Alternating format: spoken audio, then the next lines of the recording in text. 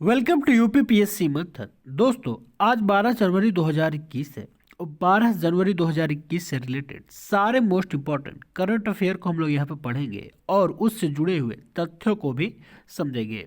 तथा उससे पहले आप लोगों को एक आवश्यक सूचना दे दें कि यूपीपीएससी मंथन यूपीपीएससी 2021 के लिए करंट अफेयर क्रैश कोर्स चला रहा है। यह करंट अफेयर क्रैश कोर्स जो है मात्र 299 रुपए में है। कितने में? 299 में है। अधिक जानकारी के लिए आप व्हाट्सएप नंबर 7052268931 पर जो है व्हाट्सएप करें। ये व्हाट्सएप नंबर है। तो चलिए शुरू करते हैं। पहला मोस्ट इंपॉर्टेंट करंट अफेयर है, भारत की 7वीं व्यापार नीति की समीक्षा हाल ही में किस संगठन के द्वारा किया गया है? तो भारत की 7वीं व्यापार नीति की समीक्षा जो है हाल ही में डब्ल्यूटीओ वर्ल्ड ट्रेड ऑर्गेनाइजेशन के द्वारा किया गया है। यानी यहाँ पर जो है ऑप्शन ए यहाँ पर जो है सही है। आपको बता दें कि डब्ल्यूटीओ के द्वारा जो है भारत की व्यापार नीति की समीक्षा जो है इसके पहले सन 2015 में किया गया था। कब किया गया था? 2015 में किया गया था। विश्व स्वास्थ्य संगठन ने निम्नलिखित बिंदुओं पर भारत की सराहना की है। किन किन बिंदुओं पर सराहना की है? तो वर्ष 2016 में जो है भारत द्वारा प्रस्तुत वस्तु एवं सेवा कर गुड्स एंड सर्विस टैक्स के मामले में जो है भारत की डब्ल्यूटीओ के द्वारा सराहना की गई है। उसके साथ ही जो है विश्व व्यापार संगठन के व्यापार सुविधा समझौते ट्रेड फैसिलिटेशन एग्रीमेंट के कार्यान्वयन हेतु भारत द्वारा उठाए गए कदमों के मामले में भारत की सराहना की गई है। व्यापार सुविधा समझौते टीएफए का उद्देश्य सीमा शुल्क प्रक्रियाओं में तेजी लाना तथा व्यापार को सरल, तीव्र एवं सुगम बनाना है। देश में व्यापार सुगमता की दिशा में किए गए प्रयासों के मामले में भी डब्ल्यूटीओ द्वारा जो है भारत की सराहना की गई है। वहीं पर ease of doing business report के तहत जो है ट्रेडिंग अक्रॉस बॉर्डर्स यानी सीमा पार व्यापार संकेतक के मामले में जो है भारत की रैंकिंग के मामले में भी जो है भारत की जो है सराहना की गई है। भारत सरकार द्वारा प्रत्यक्ष विदेशी निवेश एफडीआई नीति और राष्ट्रीय बौद्धिक संपदा अधिकार नीति जो पॉलिसी 2016 को उदार बनाए जाने के लिए जो है भारत का जो है सराहना डब्ल्यूटीओ द्वारा की गई है। वहीं पर जो है अब हम लोग यहाँ पर देखेंगे कि भारत की चिंता यहाँ पर क्या क्या है। तो पिछले समीक्षा के बाद से अब तक भारत की व्यापार नीति काफ़ी हद तक अपरिवर्तित रही है। सबसे बड़ी जो है चिंता की बात यही है। डब्ल्यूटीओ के अनुसार जो है व्यापार नीति के साधनों जैसे टैरिफ, निर्यात कर, न्यूनतम आयात मुल्क, आयात तथा निर्यात प्रतिबंध और लाइसेंसिंग पर भारत की निर्भरता बनी हुई है। इन साधनों का उपयोग घरेलू मार्ग तथा आपूर्ति संबंधी आवश्यकताओं को प्रतिबंधित करने, घरेलू मूल्य में उतार चढ़ाव के अर्थव्यवस्थाओं को बचाने और प्राकृतिक संसाधनों के संरक्षण एवं समुचित उपयोग सुनिश्चित करने के लिए किया जाता है। यहाँ पर जो है भारत की चिंता हम लोगों ने देख लिया है। अब हम लोग जानेंगे कि विश्व व्यापार संगठन क्या है। विश्व व्यापार संगठन डब्ल्यूटीओ जो है एक ऐसा संगठन है जो विश्व के देशों के बीच जो है अंतर्राष्ट्रीय व्यापार को नियंत्रित करता है। किसको नियंत्रित करता है? अंतर्राष्ट्रीय व्यापार को नियंत्रित करता है। इसकी स्थापना कब की गई थी? इसकी स्थापना जो है 1995 में की गई थी और इसका मुख्यालय जो है जिनेवा कहाँ पर है? जिनेवा स्विट्जरलैंड में है, यहाँ पर स्थित है। वर्तमान में जो है इसके कितने सदस्य देश हैं? तो वर्तमान में इसके सदस्य देश जो है 164 है। नेक्स्ट करंट अफेयर है कि हाल ही में सिंगल विंडो क्लियरेंस लॉन्च किया गया है। तो हाल ही में सिंगल विंडो क्लियरेंस जो है कोयला खदानों के लिए लॉन्च किया है। अच्छा, इसको किसने लॉन्च किया है? तो इसको जो है केंद्रीय गृह मंत्री अमित शाह ने लॉन्च किया है। किसने लॉन्च किया है? अमित शाह ने लॉन्च किया है। आपको बता दें कि अब सिंगल विंडो क्लियरेंस कार्यक्रम के लागू हो जाने से जो है भारत को 2024 तक कब तक? 2024 तक $5 ट्रिलियन अर्थव्यवस्था बनाने में जो है मदद मिलेगी। वहीं जो है भारत जो है दुनिया का सबसे बड़ा चौथा क्या है, कोयला भंडार वाला देश है। कौन सा देश है? भारत जो है विश्व में चौथा सबसे बड़ा कोयला भंडार वाला देश है। भारत में कोयले का उत्पादन जो है प्रमुख रूप से उड़ीसा, झारखंड, बिहार, पश्चिम बंगाल, छत्तीसगढ़, मध्य प्रदेश और तेलंगाना में किया जाता है। अच्छा, यहाँ पर सिंगल विंडो सिस्टम क्या है, इसके बारे में समझेंगे। सिंगल विंडो सिस्टम जो है डेवलपर्स को जो है किसी नए प्रोजेक्ट को लॉन्च करने से पहले तकरीबन 50 डिपार्टमेंट से जो है अप्रूवल लेना होता है। इन सभी अप्रूवल्स को लेने में डेवलपर्स को जो है काफ़ी वक्त और पैसा बर्बाद होता है। सिंगल विंडो सिस्टम लागू होने से जो है प्रोजेक्ट अप्रूवल एक ही जगह से किया जा सकेगा और डेवलपर्स को जो है एक डिपार्टमेंट से दूसरे डिपार्टमेंट में नहीं दौड़ना पड़ेगा। यही जो है सिंगल विंडो सिस्टम है। सिंगल विंडो सिस्टम से जो है अब जो है कोई नया प्रोजेक्ट लागू करने के लिए आपको जो है सरकारी डिपार्टमेंट से 30 से 40 दिन के बीच जो है परमिशन मिल जाएगा। नहीं तो इसके पहले जो है कम से कम 6 महीने जो है ये परमिशन लगने में ही जो है लग जाते थे। नेक्स्ट है कि जो बाइडेन ने किन दो भारतीय अमेरिकियों को अमेरिका की राष्ट्रीय सुरक्षा परिषद में शामिल करने का ऐलान किया है। तो अभी हाल ही में जो है जो बाइडेन कौन है? ये जो है अमेरिका के निर्वाचित जो है राष्ट्रपति हैं। इन्होंने जो है सुमोना गुहा और तरुण छाबड़ा इन दोनों को जो है राष्ट्रीय सुरक्षा परिषद में शामिल करने का ऐलान किया गया है। यानी ऑप्शन सी यहाँ पर ए और बी जो है दोनों सही है। आपको बता दें कि अमेरिका के नवनिर्वाचित राष्ट्रपति जो बाइडेन ने भारतीय मूल की अमेरिकी सुमोना गुहा को दक्षिण एशिया का वरिष्ठ निदेशक और तरुण को जो है प्रौद्योगिकी और राष्ट्रीय सुरक्षा का वरिष्ठ निदेशक नामित किया है। नेक्स्ट क्वेश्चन है कि जापान ने भारत के कोविड-19 राहत प्रयासों के लिए कितने करोड़ रुपए का ऋण देने की घोषणा की है। तो जापान ने जो है अभी भारत को जो है कोविड-19 राहत के लिए जो है 2113 करोड़ रुपए देने की घोषणा की है। यानी जो है यहाँ पर ऑप्शन ए जो है सही है। जापान सरकार ने भारत को 30 बिलियन यानी जो है लगभग 2113 करोड़ का विकास सहायता ऋण देने की घोषणा की है। इस कार्यक्रम के ऋण का उद्देश्य जो है कोविड-19 महामारी के गंभीर प्रभाव के खिलाफ पूरे देश में गरीब और कमजोर लोगों को समन्वित और पर्याप्त सामाजिक सुरक्षा प्रदान करने के भारत के प्रयासों में सहयोग करना है। जापान की राजधानी क्या है? जापान की राजधानी टोक्यो है। जापान की मुद्रा जापानी येन है और जापान के प्रधानमंत्री जो है योशिहिडे सुगा है। अभी जापान के प्रधानमंत्री इससे पहले कौन थे? तो शिंजो आबे थे। शिंजो आबे ने जो है अपने स्वास्थ्य कारणों से जो है प्रधानमंत्री पद से जो है इस्तीफा दे दिया था, जिसके बाद जो है योशिहिडे सुगा जो है जापान के प्रधानमंत्री नियुक्त किए गए हैं। तो नेक्स्ट करंट अफेयर है कि मोदी इंडिया कॉलिंग 2021 पुस्तक का विमोचन किसने किया है?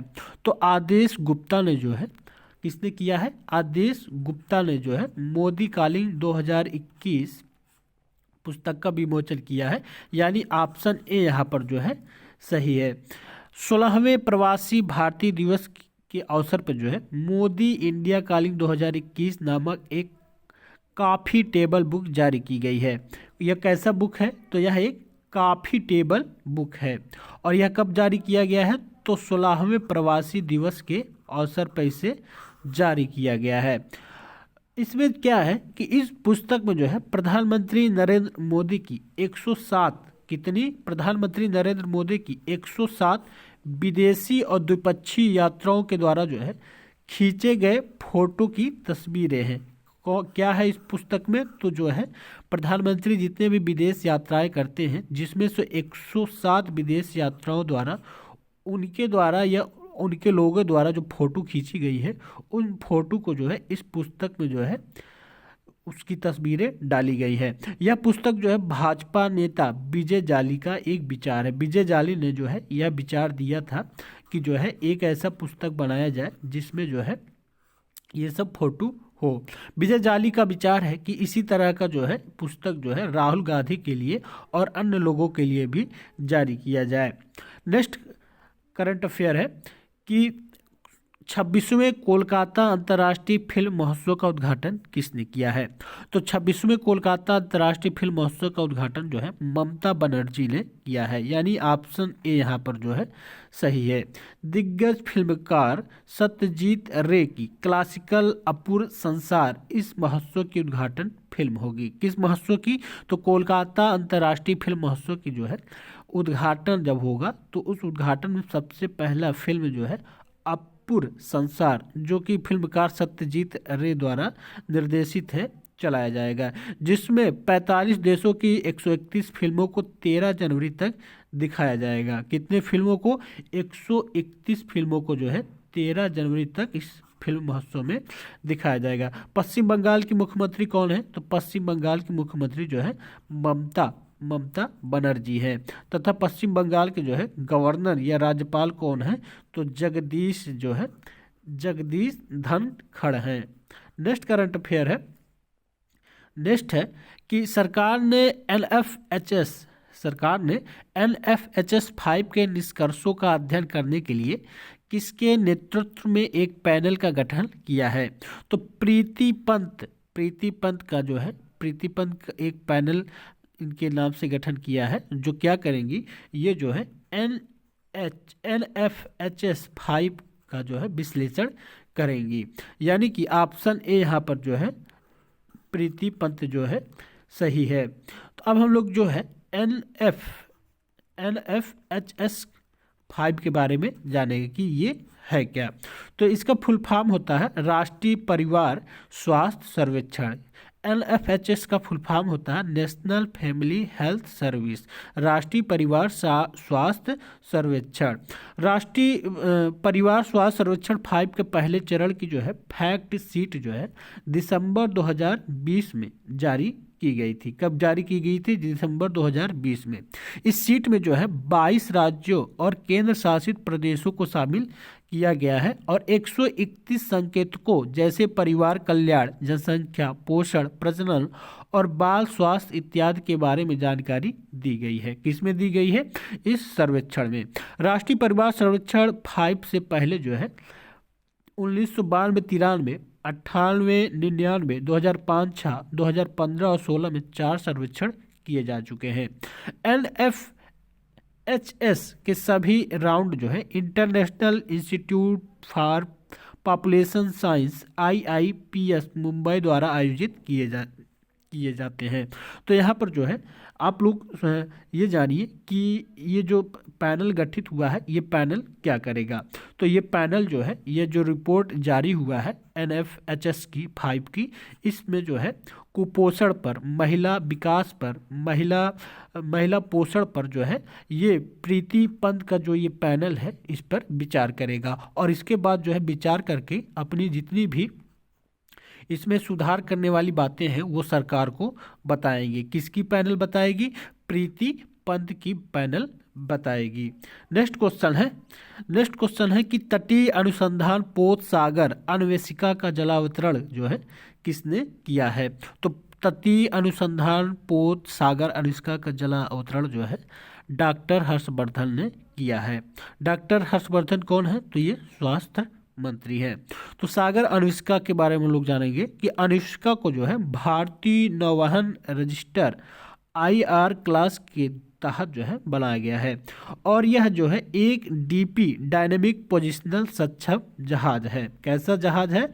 यह एक डायनेमिक पोजिशनल सक्षम जहाज है।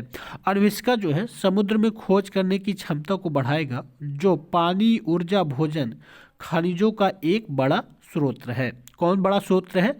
समुद्र जो है खनिजों का एक बड़ा स्रोत है, उसके साथ साथ ही ऊर्जा और भोजन का भी बहुत बड़ा एक स्रोत है।